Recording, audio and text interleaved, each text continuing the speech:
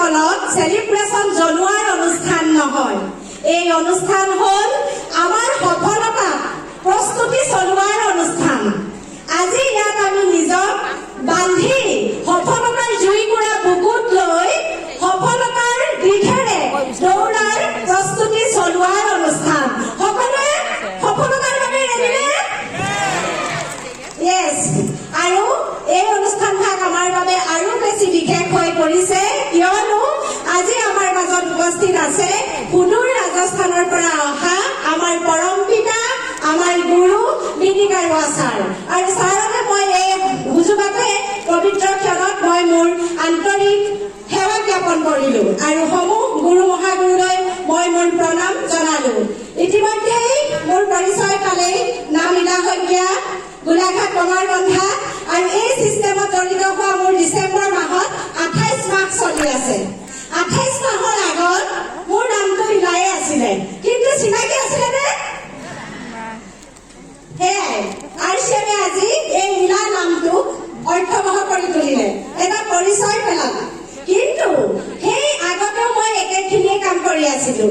তেতিয়া কিন্তু মই নিজক মানুহ বুলি ভাবিছিলো, জীৱ বুলি ভবা নাছিলো। আমি জীৱ হয়নে? যদি আমি জীৱ হয় তেতিয়াহ'লে কি মানুহকে জীৱৰ ভিতৰত সৰ্বশ্ৰেষ্ঠ বুলি কোৱা হয়। সৰ্বশ্ৰেষ্ঠ হিচাপে পৰিচয় পাবলৈ আমি বাৰু কৰিছিলে তেনেকুৱা কাম কৰিছিলে?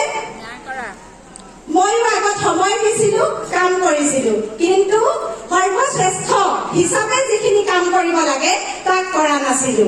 কিয়নো মই যেনেকে আছিলো তেনেকেই মৰিম বুলি মোৰ এটা ভাৱনা আছিলে। যেতিয়াই জীৱনত আৰচিএম আহিলে সম্পূৰ্ণ মই বেলেগকে। আজি বসন্ত ছাৰে কৈ গ'ল আজিৰ পৰা 2 বছৰ আগত যিটো ৰেড কাৰ্পেট চেলিব্ৰেশ্যন আছিলে মই তাৰ আগৰ মাহত জইনিং হৈছিলো। তেতিয়ালৈকে মই সফলতাৰ অংক নাজানো।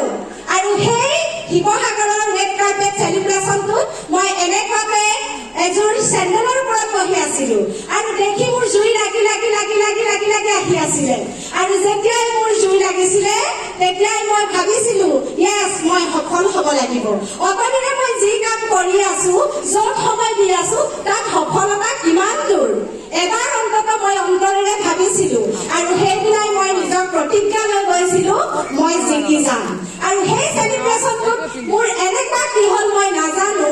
সেইদিনৰ পৰা মই হৰাৰ কোনো কথা মই মুঠেও নুশুনো আৰু মই হৰাৰ কোনো কথাই ভাবিবলৈ মোৰ সময় নাই। সদায় মই জিকিব লাগিব, মই জিকিম, কাৰণ মই সৰ্বশ্ৰেষ্ঠ জীৱ হয়। মহিলাসকলৰ কেনেকুৱা লাগি আছে?